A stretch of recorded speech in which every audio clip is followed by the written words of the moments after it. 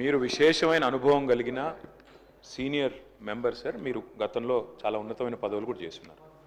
మేము సిన్సియర్గా మిమ్మల్ని ప్రార్థిస్తున్నాం సార్, దయచేసి రికార్డులు తెప్పియండి. ఎన్నిసార్లు ఇంటరప్షన్లు అయినాయి, ఎన్నిసార్లు మంత్రులు అంత అంత అంత ఎక్సైట్ అయ్యి మాట్లాడితే ఎట్లా సార్? మంత్రులు sir, the essence of democracy, దయచేసి కొత్త సభ్యులు కాంగ్రెస్ నుంచి 53 మంది ఉన్నారు. The essence of democracy, the beauty of discussion in assembly sir is discussion, debate, dissent. Sir opposition అనేది మాకు we will have our say, the government will have its way. That is the essence of democracy. దయచేసి నేను వారిని మిమ్మల్ని కూడా కోరేది sir, మంత్రులకి సంయమనం ఉండాలి, రిస్ట్రెయింట్ ఉండాల్సింది ట్రెజరీ బెంచెస్కి. అపోజిషన్ సహజంగానే మేము ప్రభుత్వం చేయని పనులు, ఇస్తానని చెప్పిన మాటలు, హామీలు కాని హామీలు మేము దయచేసి ప్రకాష్ రెడ్డి గారు, స్పీకర్ గారితో ఒకటే రిక్వెస్ట్, మంత్రులకి మీరు దయచేసి చెప్పండి. ఇప్పుడు మేము కూడా ప్రొవోక్ చేయాలనుకుంటే మేము కూడా మాట్లాడచ్చు సార్. మేము కూడా చెప్పొచ్చు 30% కమిషన్ అని వాళ్ళ ఎమ్మెల్యేలు అంటున్నారు, 20% కమిషన్ అని సెక్రటేరియట్ లో ధర్నాలు అవుతున్నాయి.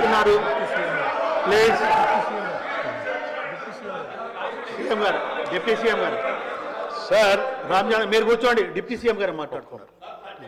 Sir, essence of the democracy, చాలా సంతోషం. కేటీఆర్ గారు లేచి చాలా గౌరవంగా మాట్లాడతాడని నేను ఊహించాను, ఓ సభ్యతగా మాట్లాడతాడని కూడా ఆశించాను. లేచి ఏం మాట్లాడుతున్నారు అధ్యక్ష? ఎసెన్స్ ఆఫ్ ద డెమోక్రసీలో డిస్కషన్ ఉండాలా, డిబేట్ ఉండాలన్నారు. సంతోషం. డిస్కషన్, డిబేటు వాస్తవంగా ఉండాలా, లేచి మాట్లాడిన ప్రతి మాట అబద్ధంగానే మాట్లాడాలా. What are we doing? You are not misguiding the house, not only the house, the entire state you are misguiding. వారు ఏమన్నారండి? అభయహస్తం పేరు మీద అడ్డగోలుగా అడ్వర్టైజ్మెంట్స్ ఇచ్చామని చెప్తా ఉన్నారు. సివిల్ సర్వీస్ స్టూడెంట్స్ కోసం మన రాష్ట్రం నుంచి పోతున్నటువంటి విద్యార్థులకి, పేద మధ్యతరగతి బడుగు బలహీన వర్గాలకు సంబంధించిన విద్యార్థులకి, ఇంక్లూడింగ్ ఈడబ్ల్యూఎస్ స్టూడెంట్స్ కూడా, ఎవరైనా ఈ రాష్ట్రం నుంచి భారతదేశంలో నడుపుతున్నటువంటి యూపీఎస్సీ ఎగ్జామ్ కోసం డబ్బులు లేకుండా ఇబ్బంది పడతా ఉంటే వాళ్ళకు కొంచెం ప్రోత్సహిద్దామని చెప్పి మేము ప్రిలిమినరీ పాస్ అయినటువంటి వాళ్ళందరికీ, ప్రతి అభ్యర్థి ఎవరు అప్లై చేసుకుంటే వాళ్ళందరూ ₹1,00,000 ఇద్దామని చెప్పాం. మెయిన్స్ కంప్లీట్ చేసి ఇంటర్వ్యూకి పోతా ఉంటే ఢిల్లీకి పోయి ఆడ ఉండటానికి, కోచింగ్ తీసుకోవడానికి ఎంతో కొంత సాయం చేస్తే కొద్దిగా ఎక్కువ మంది ఇంటర్వ్యూలో సెలెక్ట్ అయ్యి మన రాష్ట్ర విద్యార్థులు వస్తే రాష్ట్రానికి గౌరవం, కొంత మర్యాద, కొంత భవిష్యత్తులో వాళ్ళు ఎక్కడున్నా కానీ రాష్ట్ర ప్రయోజనాల కోసం ఉపయోగపడతారని వాళ్ళకు ₹1,00,000 ఇద్దామని చెప్పాం. ఇది మంచి పథకం కదా అధ్యక్ష? Is there anything wrong in this? In the interest of the స్టేటే కదా చేసింది. చేసిన దానికి మీరు 4 కోట్లు చేశారు, 40 కోట్లు అడ్వర్టైజ్మెంట్ చేసుకున్నారు. నేను అడుగుతా ఉన్నాను పల్లా రాజేశ్వరరెడ్డి గారిని, అడ్వర్టైజ్మెంట్ మీరు చూసారా? ఇచ్చామో? ఇది is it not a blanket statement of misguiding the house? Can't do like this. అధ్యక్ష, వారు లేచి ఇంకో ఆయన లేచి మాట్లాడుతూ ఉన్నారు కేటీఆర్ గారు. ఏమండి 30% తీసుకున్నారు, కమిషన్ తీసుకున్నారు అన్నమాట. ఎవరండి 40,000 కోట్ల రూపాయలు ఇక్కడ పనులు చేపించి బిల్లు లేకుండా రాష్ట్రం మీద 1,00,000 కోట్ల పైబడి అప్పులు చేసి మీరు పోతే వాళ్ళందరూ బిల్లులు రాక నానా బాధపడుతూ రాష్ట్రం కోసం అటు తిరిగి ఇటు తిరిగి సెకండరీ చుట్టూ తిరిగి నానా బాధపడుతున్నారు. మీ పాపం వల్ల ఈరోజు రాష్ట్రంలో 1,00,000 కోట్ల పనులు చేసినటువంటి వాళ్ళ బిల్లు లేక ఏడుస్తున్నారు. ఎంతో కొంత మేము బాగు చేసి కొద్ది సర్ది చేసి ముందుకు పోతా ఉంటే అడ్డగోలుగా మీరు ఈ మాటలు మాట్లాడటం ఇది వాస్తవమా? రైట్, నేను ఛాలెంజ్ చేస్తా ఉన్నాను కేటీఆర్ని. I have challenge KTR. Now you have to prove that what the statement what you made.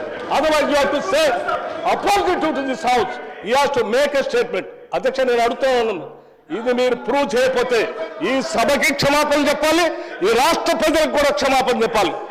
ఈ రకంగా మైక్ దొరికింది కదా అని అడ్డగోలుగా ప్రభుత్వం మీద బ్లాంకెట్ గా ఈ రకమైన స్టేట్మెంట్ ఇస్తే ఇట్ ఈస్ నాట్ కరెక్ట్ అధ్యక్ష.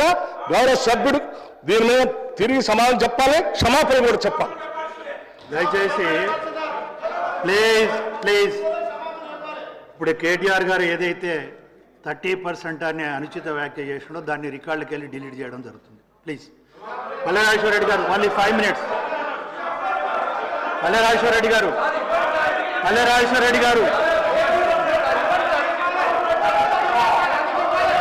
అధ్యక్ష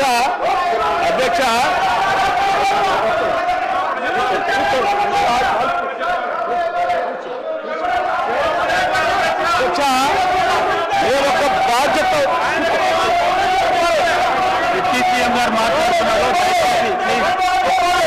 సభ్యులందరూ సహకరించాలి. డిప్యూటీ సీఎం గారు మాట్లాడుతున్నారు. సీఎం గారు మాట్లాడుతున్నారు, దయచేసి అందరూ సహకరించాలి. అధ్యక్ష అధ్యక్ష ప్లీజ్ అధ్యక్ష మేము సీఎం రాజకీయాలు గారు మాట్లాడుతున్నారండి, మీరు కొంచెం వినాలి మాట కూడా. ప్లీజ్ సార్, మీరు కూడా కొంచెం ప్లీజ్ చైర్కు సహకరించాలి.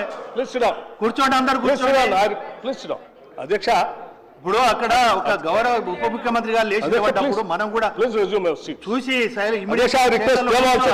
Resume the seats please sir. అధ్యక్ష, మేము ఒక బాధ్యతతో రాజకీయాల్లోకి వచ్చాం. అడ్డగోలుగా మీలాగా రాష్ట్రం మీద పడి బరి తెగించి దోపిడీ చేసుకోవడానికి రాలేదు. మేము ఒక బాధ్యతతో ప్రజలకు సేవ చేయాలని, మేలు చేయాలని ఒక నమ్మకంతో మాలాగా ఈ రాష్ట్రంలో అణగారిన వర్గాలు, బాధితులు, తాడితులు, ఇబ్బందులు ఉన్నటువంటి మధ్యతరగతి కుటుంబాలు బాధపడకూడదు, వాళ్ళ కోసం ఏమైనా చేయాలనేటువంటి ఉన్నతమైనటువంటి ఆలోచనతో రాజకీయాలకు వచ్చినటువంటి వాళ్ళు ఎంత ఉన్నారు. మీలాగా అడ్డగోలు పనులు చేసి ఈ రాష్ట్రాన్ని దోపిడీ చేసి సర్వనాశనం చేసి 8 లక్షల కోట్ల రూపాయలు దీని మీద పారవేసిపోయే విధంగా మేము రాలేదు. అధ్యక్ష, మాట్లాడే ముందు ఒక బాధ్యత ఉండాలి, నిబద్ధత ఉండాలి. గౌరవ సభ్యులు మాట్లాడేటప్పుడు, ఒక స్టేట్మెంట్ చేసేటప్పుడు ఒళ్ళు దగ్గర పెట్టుకొని మనం మాట్లాడేది కరెక్టా కాదా, ఇది మనం ఏం చేస్తున్నాము నిబద్ధతతో మాట్లాడాలి. ఎంత అధ్యక్షది ఏమనుకుంటున్నారు? ఏది పడితే అది మాట్లాడితే తెలుస్తుంది అనుకుంటున్నారా? లేచిన దగ్గర చూస్తున్నాం అధ్యక్ష, ప్రతి స్టేట్మెంట్ ఇట్స్ నాట్ కరెక్ట్ అధ్యక్ష. ఈ హ్యాస్ టు సే అపాలజీ, ఈ హ్యాస్ టు సే అపాలజీ అధ్యక్ష. It is not correct. దయచేసి ప్లీజ్ సభ్యులందరూ కూర్చోవాలి, ప్లీజ్ దయచేసి ప్లీజ్ అందరు చైర్స్ లో కూర్చోవాలి, అందరు కూర్చోవాలి, ప్లీజ్ కూర్చోవాలి, ప్లీజ్ కూర్చోవాలి, ప్లీజ్ కూర్చోండి, ప్లీజ్ కూర్చోవాలి.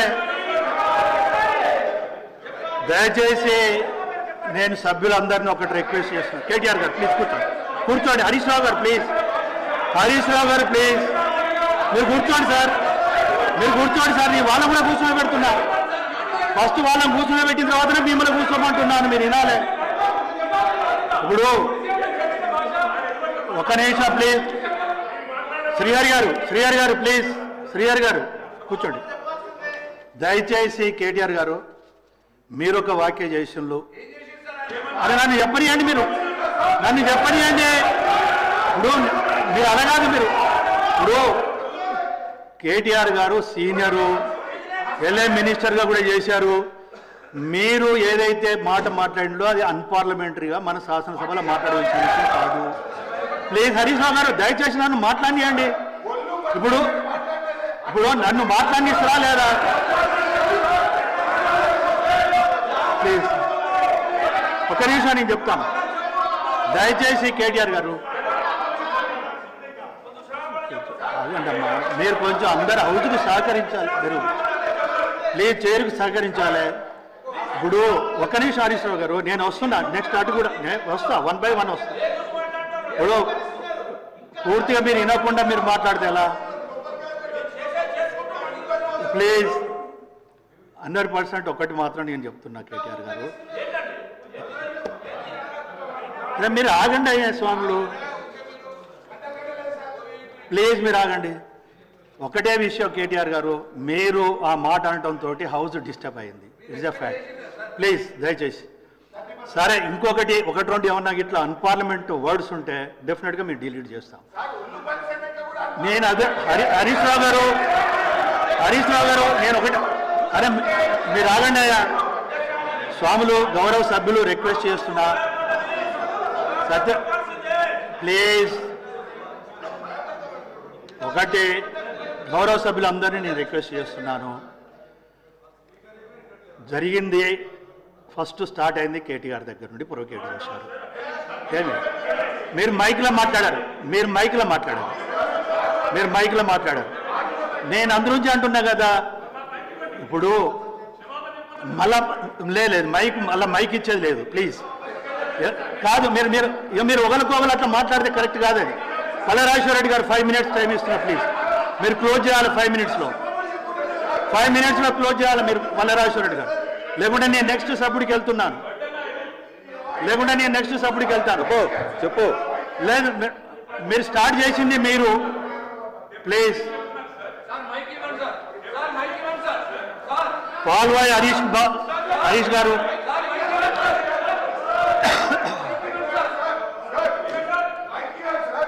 చైరును గౌరవించినంతసేపు ఒక నిమిషం హరీష్ ఇప్పుడు మీరు మాట్లాడారు హరీష్ రావు గారు ఇప్పుడు స్టార్ట్ చేసింది కేటీఆర్ గారు. నేను 2 విషయాలు స్పష్టంగా చెప్పాను.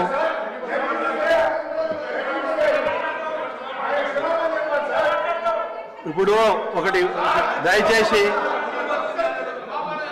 మీరు నా మాటను నేను చాలా స్పష్టంగా చెప్పిన హరీష్ రావు గారు మీరు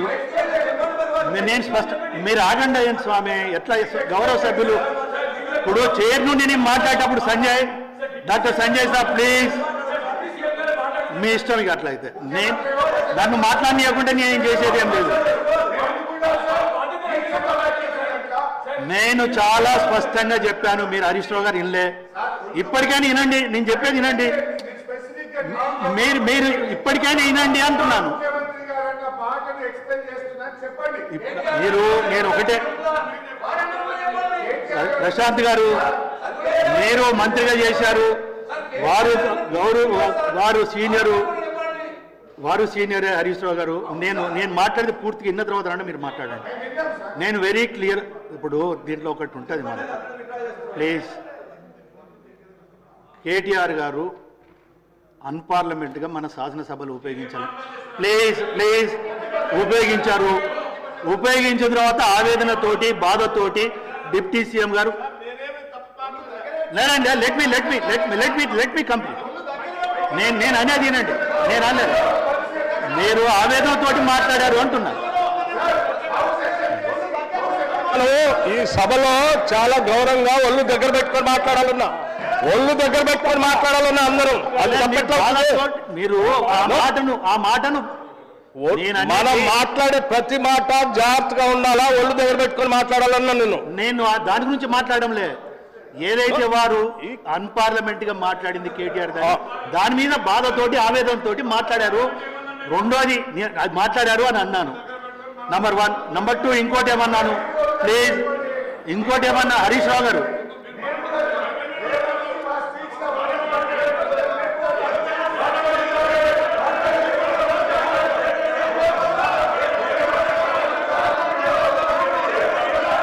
పాల్వాయి హరీష్ గారు ప్లీజ్ మీరు కూర్చోవాలి. ఇక పాల్వాయి హరీష్ గారు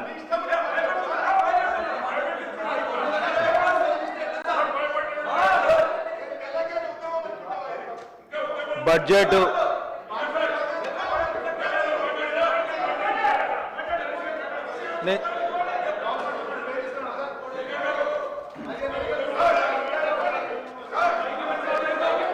ప్రసంగంపై వివిధ పద్ధతుల రూపకం నేను ప్లీజ్ ఇస్తున్నా. ప్లీజ్ మీరు దయచేసి కేటీఆర్కి ఇవ్వనండి ప్లీజ్ దయచేసి. నేను చాలా స్పష్టంగా చెప్తున్నా, కేటీఆర్కి అయితే ఇవ్వలేను. పల్లెరాజేశ్వర రెడ్డి గారు దయచేసి మీరు కూడా సహకరించాలండి. అధ్యక్ష గారు ఆనాడు భట్టి విక్రమార్క గారు సిఎల్పి లీడర్ గా ఉంటే ఒక దళితులు సిఎల్పి లీడర్ ఉండొద్దని పార్టీని మీరు శాసనసభ్యులు తీసుకుంటారు. ఇవాళ ఒక ఆర్థిక మంత్రి ఉంటే అనవసరమైనటువంటి ఆరోపణలు చేసుకుంటా దళితులు ఈ రాష్ట్రంలో ఆర్థిక మంత్రి ఉండడం అనేటువంటి జీర్ణించుకోవాలని పరిస్థితులు ఉంటుంది. అధ్యక్ష దయచేసి ఇలా ఇప్పుడు మనం నోరు అదుపులో పెట్టుకోండి, ఒళ్ళు దగ్గర పెట్టుకోండి అనేటువంటి మాటలు సంబంధించిన ఇష్యూకి వస్తే నేను అధ్యక్ష కూడా అడుగుతాను. ఒక దళితుడు ఆర్థిక మంత్రిగా ఉండడానికి వద్దని రాష్ట్రంలో ఏమైనా అనుకుంటే ఆ మాట స్పష్టంగా చెప్పేటువంటి చేయండి. గతంలో సిఎల్పి లీడర్ ఉన్నప్పుడు కూడా ఇదే విధానాన్ని అవలంబించినారు. సో దయచేసి సభలో అర్థవంతమైన చర్చ జరగాలని అందరూ కూడా ప్రతిపక్ష అధికారంలో కోరుకుంటారు. ఎవరు కూడా డిస్టర్బ్ చేయాలని కోరుకోరనే మాట మీ ద్వారా తెలియజేస్తారు. అధ్యక్ష దయచేసి సభ్యులందరూ కూర్చోవాలి ప్లీజ్. మీరు కూర్చోండి ప్లీజ్. శ్రీనివాస్ గారు ప్లీజ్.